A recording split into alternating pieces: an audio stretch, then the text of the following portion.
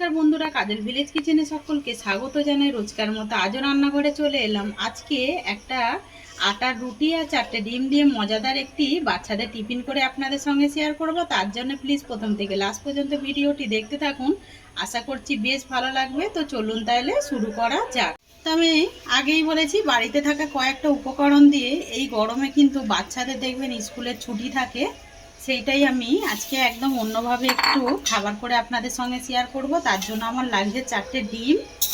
এবারে ডিমগুলোকে একটা বাটির মধ্যে ভেঙে নেব।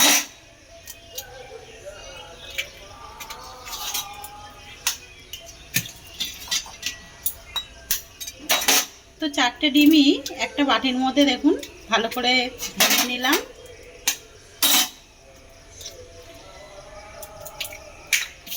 তারপরে যেটা লাগছে, একটা কড়া নিয়ে নিয়েছি আমি ননস্টিকের। তো তোমরা চাইলে কিন্তু যে কোনো পাত্রের মধ্যে, কড়ার মধ্যেও বসাতে পারো।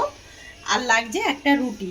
তো সকালের আমি আটা একটু রেখে দিয়েছিলাম, সেটাকে আমি একটা রুটি রেডি করে নিয়েছি, একটু বড় করেই করেছি। এবারে রুটিটাকে আমি এর মধ্যে ভালো করে পেতে দেব।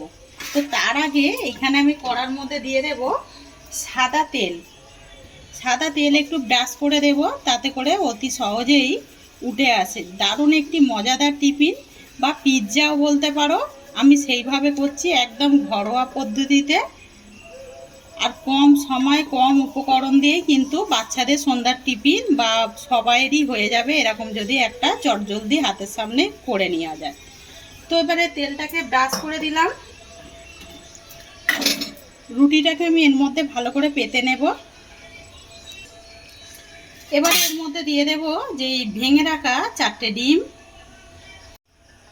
4টে ডিমই আমি রুটির মধ্যে সবটাই দিয়ে দিলাম। এবারে এর মধ্যে আমি কিছু উপকরণ দিয়ে দেব। তো আগে থেকেই আমি কেটে রেখেছি। এখানে আমি পেঁয়াজ এইভাবে একটু বড় করে টুকরো করে কেটে রেখেছি, টমেটো কেটে রেখেছি। চাইলে তোমরা দানা ফেলে দিতে পারো, আমি দানা শুদ্ধই ব্যবহার করছি। আর এখানে বেশ কয়েকটা ক্যাপসিকাম নিয়েছি, এইগুলোকেও আমি এইভাবে কেটে নিয়েছি। তো এইগুলোকে আমি এর মধ্যে দিয়ে দেব। তার আগে ডিমটাকে সুন্দর করে একটু ফেটে নেব, মানে এটাকে ভেঙে দেব। কুসুমগুলোকে ভেঙে দিলাম। এবারে এই সবজিগুলো আমি এর মধ্যে দিয়ে দেব। তারপরে এর মধ্যে দিয়ে দেব স্বাদ মতো লবণ বা মাপ মতো লবণ। লবণটা আপনারা আপনাদের পছন্দ মতোই দিয়ে দেবেন। তো লবণটাও দিয়ে দিলাম। আর দেব এর মধ্যে গোলমরিচ গুঁড়ো। চাইলে কিন্তু এখানে চিলি ফ্লেক্স দিতে পারো। আমি বাচ্চাদের জন্য যেহেতু করছি, আমি চিলি ফ্লেক্স দিলাম না। গোলমরিচ এমনিতেই কিন্তু ঝাল রয়েছে। তো এখানে কয়েকটা কর্ন নিয়েছি আমি, এগুলোকেও এর মধ্যে দিয়ে দেব। দিয়ে এবারে খুব সমস্ত সবজি আর সব কিছু একসঙ্গে ডিমের সাথে একটু এইভাবে মিশিয়ে নিতে হবে। আর এতটাই সুন্দর টেস্ট হয়, পিৎজার থেকেও কিন্তু কোনো অংশেই কম হয় না। এইভাবে সব সবজিগুলোকেই দেখুন মিশিয়ে দিচ্ছি। বাচ্চারা কিন্তু এরকম সবজি আর এরকম খাবার কিন্তু অনায়াসে খেয়ে নেবে। একবার এইভাবে ট্রাই করে দেখবেন। তো সব সবজিগুলোকেই আমি মিশিয়ে নিলাম। এবার এর মধ্যে যেটা দেব, চিজ নিয়েছি আমি এখানে। এই চিজটাকে এর উপরে গ্রেট করে দিয়ে দেব। তো আমি এখানে গ্রেটার নিয়ে নিয়েছি। গ্রেটারের সাহায্যে খুব ভালো করে চিজটাকে এইভাবে গ্রেট করে দিয়ে দেব। সব দিকেই দিয়ে দিতে হবে। যেহেতু চিজ ছিল, আমি দুটো এখানে গ্রেট করে দিয়ে দিলাম। এবারে অপর দিকে গ্যাস অন করে দেব। গ্যাসটাকে লো টু মিডিয়ামে দিয়ে আমি এইটাকে 15 মিনিট মতো এইভাবে আমি রান্না করে নেব। 15 মিনিট পর আমি দেখাচ্ছি, এটাকে ঢাকা দিয়ে দেব। তো পুরো 15 মিনিট পর ফিরে এলাম, খুলে দেখাচ্ছি। তো দেখো ভেতরটা কতটা সুন্দর হয়েছে আর কতটা ফুলেছে। আর বাচ্চারা তো কিন্তু এটা অনায়াসেই খেয়ে নেবে এরকম যদি একটা আবার রুটি দিয়ে আর 4টে ডিম দিয়ে। দেখুন কত সুন্দর মজাদার একটি টিফিন আপনাদের সঙ্গে শেয়ার করলাম। আমি একটা প্লেটের মধ্যে নামিয়ে নেব। তো এই যে একটা থালা নিয়ে নিয়েছি।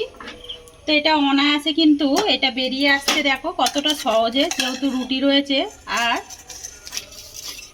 খুব সহজেই এটা কিন্তু ছেড়ে যায় কড়া থেকে।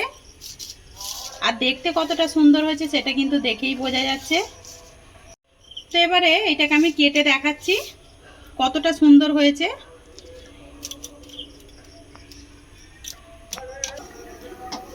তো একটা পিস কেটেছি, সেটা আমি দেখাচ্ছি যে কতটা সুন্দর হয়েছে। তো দেখুন কতটা সুন্দর হয়েছে, একদম পিৎজার থেকেও কিন্তু কোনো অংশে কম না। একবার হলো এভাবে বাড়িতে ট্রাই করে খেয়ে কিন্তু কমেন্ট করে জানাবেন যে রেসিপিটি কীরকম লাগলো। একদম গরম গরম কিন্তু বাচ্চাদের সন্ধ্যার সময় এরকম হাতে তৈরি কয়েকটা জিনিস দিয়ে কিন্তু তৈরি করে দিতে পারবেন, বাচ্চা বড় সবাই টিফিনে কিন্তু খেয়ে নিতে পারবেন। যদি রেসিপিটি ভালো লেগে থাকে একটা লাইক করে দেবেন, বন্ধুদের সঙ্গে শেয়ার করবেন, আর এই ছোট্ট চ্যানেলটিকে সাবস্ক্রাইবার করে নেবেন। আমার এরকম নিত্য নতুন রান্নার জন্য পাশে থাকা বেল আইকনটি প্রেস করবেন। সবাই ভালো থাকবেন, সুস্থ থাকবেন, ধন্যবাদ। আবারও নতুন রেসিপি নিয়ে ফিরে আসবো। আজকের মতো এই পর্যন্ত।